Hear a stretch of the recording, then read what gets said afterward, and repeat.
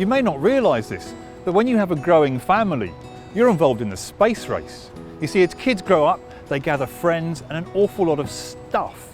And that stuff you need to find space for in your car. Trouble is, more often than not, a regular hatchback just won't do, so you need something bigger. Back in the day, you would have just gone out and bought an estate car, but things have moved on an awful lot. Nowadays, manufacturers can tempt you with everything from an MPV to an SUV to a crossover and way beyond. And they all offer a fantastic blend of style, space and practicality. It's a potentially bewildering choice, but it's one that faces Joanne. She's looking for a new car that will cope with her 2 kids and their active lifestyle. So we've brought 3 very different types of family car here to the Camping and Caravanning Club site in Chertsey for her to try. Before she does that though, let's hear exactly what it is that she's after. I'm Joanne, I'm looking for a family car. I have an 11-year-old and a 13-year-old, and as they're getting older, my needs of my car are changing. I've got a new job, so I'm starting to commute to work. In regards to the family, we take an awful lot of stuff with us. We often go camping. We camp in the United Kingdom, we also camp abroad in France. I need space in a boot for tents, kayaks. They are inflatable kayaks, so they fold down.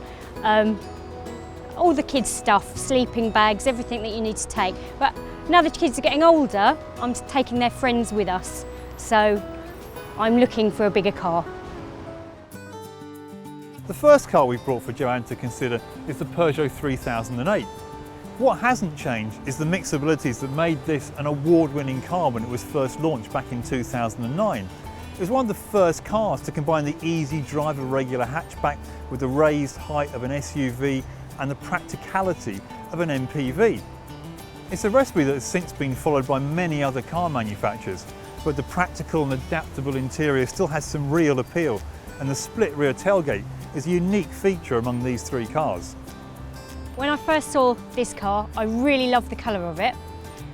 I didn't like the chrome, I thought it was quite blingy, but the more I see it, it's really growing on me.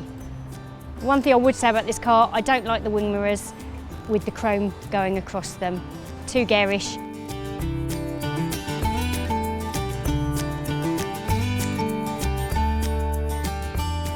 The seat in this car is really comfortable, very adjustable.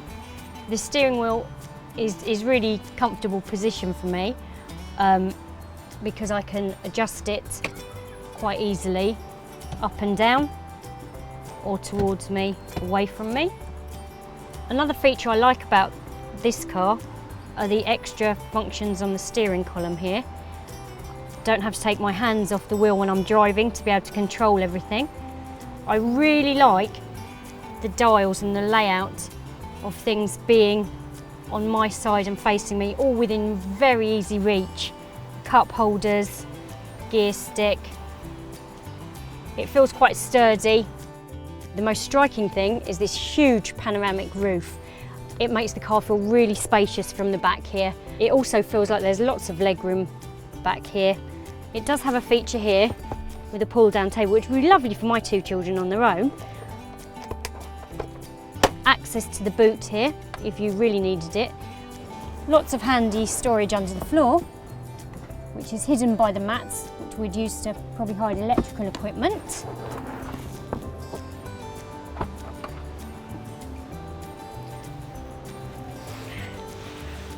I can fit my tent in, just about. It's a bit of a squeeze, but it does fit in. With my tent in there, it doesn't look very big. However, I can put things underneath or make the boot bigger for things. On its highest setting, I think with the tailgate up, it would be perfect for shopping on day-to-daily basis. But with the more space in it, it's very flexible boot space, which is great. The only negative thing are the seats do not move forwards and back to make the boot space even bigger. But I think this is a great space.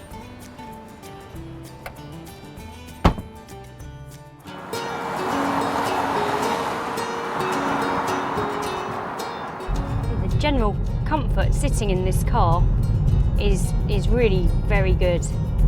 The seat's really supportive. Visibility out of the front windscreen is superb. It's a very big screen to see out of.